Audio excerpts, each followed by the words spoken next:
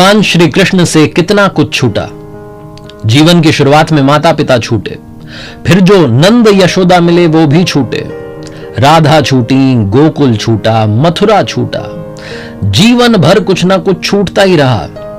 लेकिन जो नहीं छूटी वो थी भगवान श्री कृष्ण की सकारात्मकता और उनकी मुस्कान। जिंदगी में जब सब कुछ छूटता रहे तब भी कैसे आप मुस्कान को बनाए रख सकते हैं और कैसे सकारात्मक रह सकते हैं, ये सिखाते हैं भगवान श्री कृष्ण।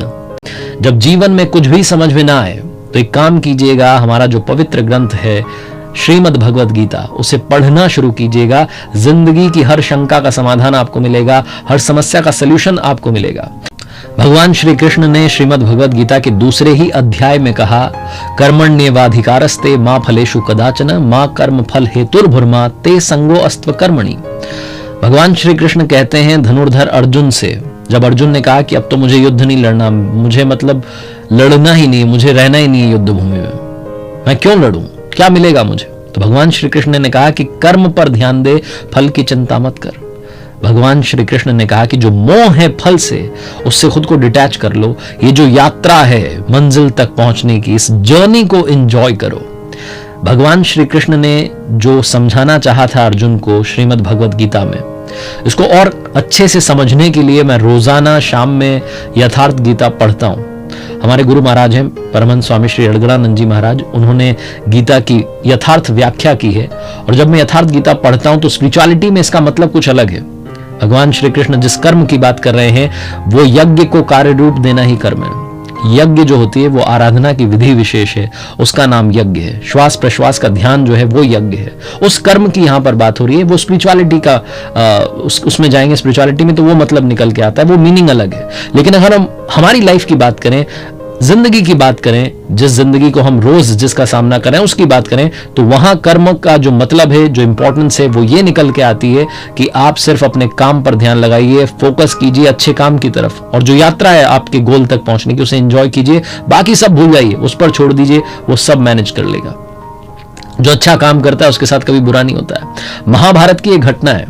महाभारत के युद्ध से पहले धनुर्धर अर्जुन और दुर्योधन दोनों ही भगवान श्री कृष्ण के पास में मदद मांगने के लिए गए थे। उस वक्त भगवान श्री कृष्ण विश्राम कर रहे थे। जो दुर्योधन था वो तो इगोइस्टिक बंदा था, वो भगवान श्री कृष्ण के सर के पास जाकर खड़ा हो गया। धनुर्धर अर्जुन जो थे वो भगवान के चरणों में जाकर के बैठ गए सेवा करने के लिए। जहां भगवान की नींद खुली तो सबसे पहले चरणों में अर्जुन को पाया और कहा कि बोलो क्या चाहते हो, क्या मांगना चाहते हो। दुर्योधन गुस्सा हो गया, झगड़ने लगा कि मैं बड़ा हूं, मैं पहले आया था, ये वो। तो उन्होंने कहा भाई तुम मांग लो, तुम्हें क्या मांगना है। दुर्योधन की जितनी बुद्धि थी, जैसे कर्म थे, उसने मांगा कि मुझे सेना चाहिए। अर्जुन की जैसी बुद्धि थी, जैसे कर्म थे, अच्छा ही हुआ, उसने मांगा कि भगवान आपका साथ चाहिए, आप बस मेरे रथ के सारथी बन जाइएगा। भगवान श्री कृष्ण अर्जुन के सारथी बन गए क्योंकि उन्होंने अस्त्र नहीं उठाने की प्रतिज्ञा ले रखी थी। सारथी बन गए और उसके बाद में जो हुआ, जो उन्होंने गीता का ज्ञान दिया, जिस तरीके से उन्होंने वो स्ट्रैटेजी बनाई युद्ध की और जिस तरीके से जीत दिलवाई, ये बताती है कि जिसके कर्म अच्छे हैं उसके साथ जो फल मिलेगा उसे बाद में वो अच्छा ही होगा।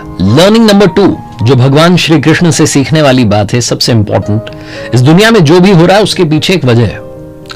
भगवान श्री कृष्ण ने श्रीमद् भगवद गीता में अर्जुन से कहा कि सर्वधर्मान परित्यज्य मामेकम शरणं व्रज अहम त्वाम सर्व पापेभ्यो मोक्षयिष्यामि मा शुचः।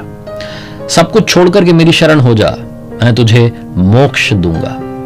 भगवान श्री कृष्ण ने अर्जुन को समझाना चाहा कि इस दुनिया में जो भी चीजें हो रही हैं उनके पीछे कारण है, और हम सब जो हैं ऊपर वाले की बनाई हुई संतानें हैं, और जो ऊपर वाला है वो अपनी संतानों के साथ बुरा नहीं कर सकता।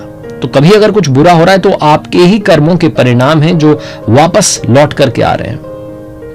भगवान श्री कृष्ण ने तो यह भी कहा कि कर्मों का परिणाम वैसे ही ढूंढ निकालता है, जैसे कि एक बछड़ा खो जाने पर हजारों गायों में, सैकड़ों गायों में अपनी मां को ढूंढ निकालता है। तो इसलिए अच्छा होगा, इस बात में यकीन रखिए, अपने आप को ऊपर वाले को सौंप दीजिए, उसके बाद भूल जाइए, बाकी सब कुछ उन्हें देखना है। एक बहुत छोटी सी कहानी है जो महाभारत के युद्ध की है। वो युद्ध भूमि जब उसको तैयार किया जा रहा था, युद्ध शुरू होने से पहले जब मुआयना करने के लिए भगवान वहां पहुंचे, मैंने आपको शायद पहले भी सुनाई, तो एक चिड़िया उड़ती हुई आई और भगवान श्री कृष्ण से कही कि मेरा घोंसला जमीन पर आ गया है, यहां हाथियों ने पेड़ वगैरह हटा दिए, मेरी मदद कीजिए। भगवान श्री कृष्ण ने कहा मैं होने को नहीं टाल सकता, जो होगा वो होके रहेगा। उस चिड़िया ने कहा कि क्या मैं आप पर विश्वास कर लूं, बस इतना बता दीजिए। उन्होंने कहा विश्वास कर लो। अगले दिन जब युद्ध शुरू हुआ तो उन्होंने अर्जुन से, भगवान श्री कृष्ण ने धनुष मांगा, तीर मांगा। अर्जुन डर गया कि ये क्या कर रहे हैं। उन्होंने कहा दो तो सही। तीर चलाया, सामने हाथी था, उसकी गले में बड़ी सी घंटी बंधी थी, उस घंटी पर जाकर के लगाओ, घंटी जमीन पर गिर गई। अर्जुन हंसने लगा कि क्या कर रहे हो, आपसे एक निशाना नहीं लगा, लाओ मैं लगाता हूं, हाथी को गिराता हूं। उन्होंने कहा नहीं, काम हो गया।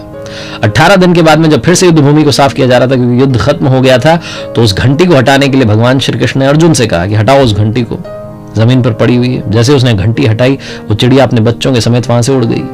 उस चिड़िया ने सिर्फ विश्वास किया था प्रभु पर, बाकी सब उन्होंने देख लिया। Learning number 3, mindfulness. अगर मैं हिंदी में बात करूं तो सचेतन होना। सचेतन को और समझें तो आज में रहना, आज को लेकर के अवेयर रहना, वो चेतना आपके अंदर होनी चाहिए। भगवान श्री कृष्ण ने धनुर्धर अर्जुन को अक्सर सिखाया कि आप आज में रहना शुरू कीजिए, जो होगा वो देखा जाएगा, अभी जो है उसमें जीना शुरू कीजिए, इस क्षण में रहना शुरू कीजिए। माइंडफुलनेस होनी बहुत जरूरी है। ये आपकी जो मेंटल वेलबींग है इसको भी इंप्रूव करती है। वो बात अलग है कि कभी कभी चैलेंजिंग सर्कमस्टांसेस होते हैं, आपकी लाइफ में बहुत कुछ ऐसा हो रहा होता है जिसको लेकर के आप डिस्टर्ब्ड होते हैं, आपको लगता है पता नहीं क्या होगा।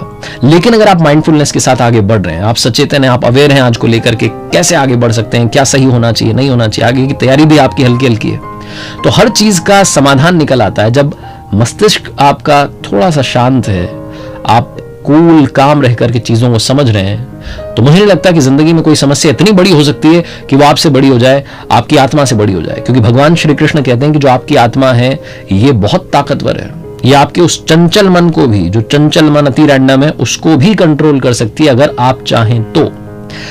एक छोटी सी महाभारत की घटना है, उससे आप समझिएगा कि माइंडफुलनेस जो है वो कितनी जरूरी है होना। भगवान श्री कृष्ण के पास में एक बार द्रौपदी आई और आकर के कहने लगी कि वहां पितामह भीष्म ने प्रतिज्ञा कर ली है कि मेरे पतियों को मार देंगे। तो भगवान श्री कृष्ण ने कहा कि अरे घबरा क्यों रही हो, शांत हो जाओ, आप जाओ उनके शिविर में और पितामह भीष्म को जाकर के बस प्रणाम करना। द्रौपदी गई उनके शिविर में, जो कहा था भगवान श्री कृष्ण ने वो माना, और वहां जाकर के जब प्रणाम किया पितामह भीष्म को, तो उन्होंने कहा सौभाग्यवती भव। और जैसे उन्होंने आशीर्वाद दिया, पितामह भीष्म कहने लगे कि क्या कर दिया मैंने तो अभी भी प्रतिज्ञा ली तुम्हारे पतियों को मारने की, और तुमने मुझसे आशीर्वाद दिया कि तुम्हारे पति बहुत लंबी उम्र जिएंगे।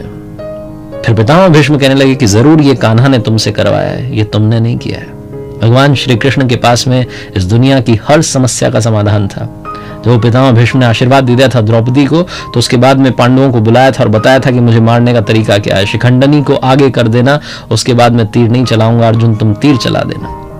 हर घटना से महाभारत की बहुत कुछ सीखा जा सकता है, भगवान श्री कृष्ण से काफी कुछ सीखा जा सकता है। उसमें से एक सबसे इंपॉर्टेंट बात है कि आप अवेयर रहिए आज को लेकर के, आने वाले कल को लेकर के भी। लर्निंग नंबर 4, सीखने वाली चौथी सबसे बड़ी बात, अपने गुस्से को कंट्रोल कीजिए। जो आपका गुस्सा है अगर ये बेकाबू हो गया तो खेल खत्म हो जाएगा। भगवान श्री कृष्ण ने श्रीमद् भगवद गीता में कहा कि क्रोधात् भवति सम्मोहः, सम्मोहात् स्मृति विभ्रमः, स्मृति भ्रंशात् बुद्धिनाशो, बुद्धिनाशात् प्रणश्यति। क्रोध जो होता है, जब गुस्सा आता है तो भ्रम पैदा होता है, भ्रम जो होता है वो बुद्धि को नष्ट कर देता है, और जब बुद्धि नष्ट हो जाती है तो इंसान का विनाश हो जाता है, क्योंकि विनाश काले विपरीत बुद्धि।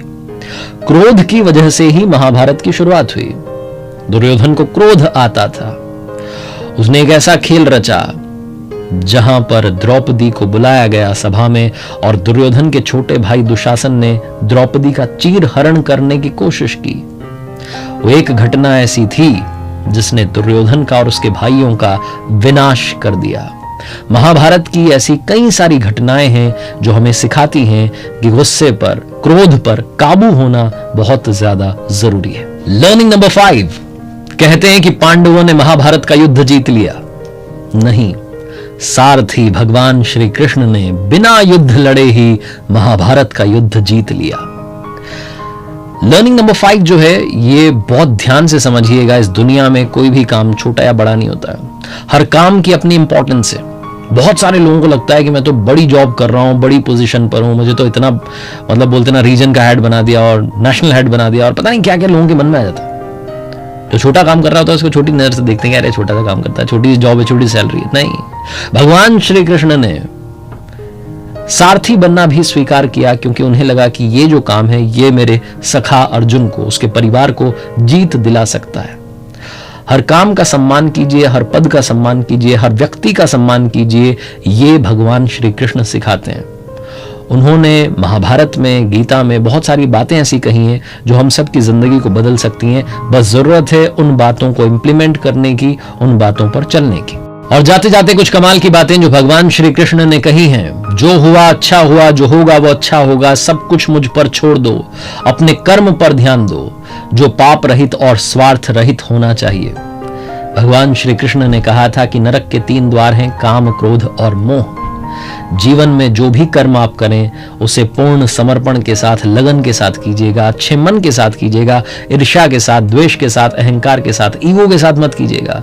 अच्छा काम करेंगे, अच्छा मिलता चला जाएगा। भगवान श्री कृष्ण की कृपा हम सभी पर बनी रहे।